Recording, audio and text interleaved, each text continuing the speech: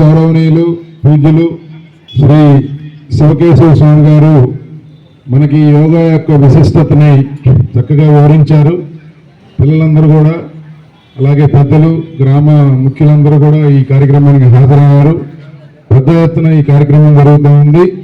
ఇక్కడికి వచ్చి మీతో పాల్పంచుకునే అవకాశం కల్పించినందుకు ప్రత్యేక ధన్యవాదాలు, కృతజ్ఞతలు తెలియజేసుకుంటూ ఈరోజు వారు చెప్పినట్టు మన శరీరానికి, మనసుకి, మన మైండ్కి మధ్య అనుసంధానం చేస్తూ మనం ప్రకృతితో అనుసంధానమయ్యే ప్రక్రియే యోగా.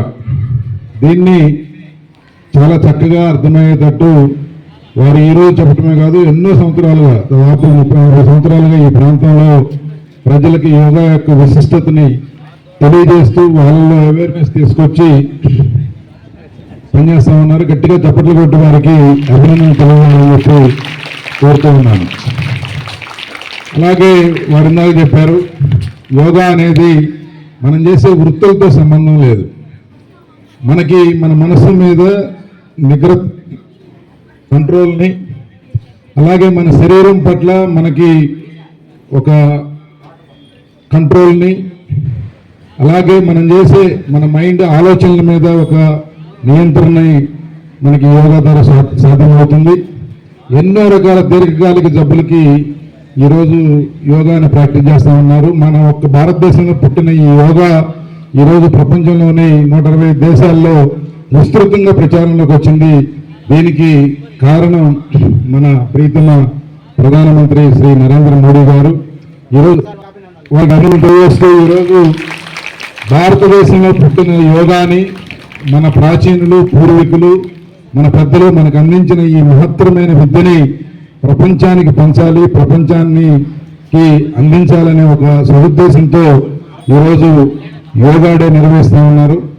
ఈ రోజే ఎందుకు నిర్వహించారంటే ఇది లాంగెస్ట్ డే ఈ సంవత్సరంలో. ఈ జూన్ 21వ తారీఖు అనేది అతి పొడవైన రోజు అన్నమాట ఈరోజు. అందువల్ల దీన్ని ఈరోజు డిక్లేర్ చేయడం జరిగింది. ఈరోజు విశాఖపట్నంలో దాదాపు 2.5 లక్షల మంది ఎట్ ఏ టైం ఒక ప్రాంతంలో కూర్చొని ప్రపంచానికి ఒక సందేశాన్ని ఇస్తూ ఈరోజు ఎంతో ఘనంగా గౌరవ ముఖ్యమంత్రి నారా చంద్రబాబు నాయుడు గారి ఆధ్వర్యంలో ఈ యోగాని విశ్వవ్యాప్తం చేశారు. ప్రధానమంత్రి గారి ఆశీస్సులతో గిన్నెస్ బుక్ ఆఫ్ వరల్డ్ రికార్డ్స్లో నమోదైంది. ఇది ఒక గొప్ప కార్యక్రమం. దీన్ని ఈ రోజుతో మర్చిపోకుండా మన దైనందిన జీవితంలో దీన్ని ఒక భాగం చేసుకోవాలి. ప్రతి ఒక్కరికి, చదువుకునే పిల్లాడి దగ్గర నుంచి కష్టపడి పనిచేసే రైతు కూలి, వ్యాపారస్తుడు, ఉద్యోగస్తుడు, వీళ్ళందరికీ వారి వారి దైనందిన జీవితంలో ఎంతో పని ఒత్తిడి ఉంటుంది, ఎన్నో బాధ్యతలు ఉంటాయి, ఎంతో స్ట్రెస్ ఉంటుంది. వాటన్నిటినీ దూరం చేసి మనలో ఉన్న ఎఫిషియన్సీని బయటకు తీసుకొచ్చే సాధనము యోగా. దీన్ని మన పార్ట్ ఆఫ్ అవర్ రెగ్యులర్ లైఫ్గా చేసుకోవాలి. రోజు మీకు అవకాశం ఉన్నంత 15 నిమిషాలు, 20 నిమిషాలు, అరగంట, గంట దీనికోసం కేటాయించడం ద్వారా మీకు భగవంతుడు ఇచ్చిన సమయాన్ని మీకోసం కూడా కొంత కేటాయించుకున్నట్టు అవుతుంది.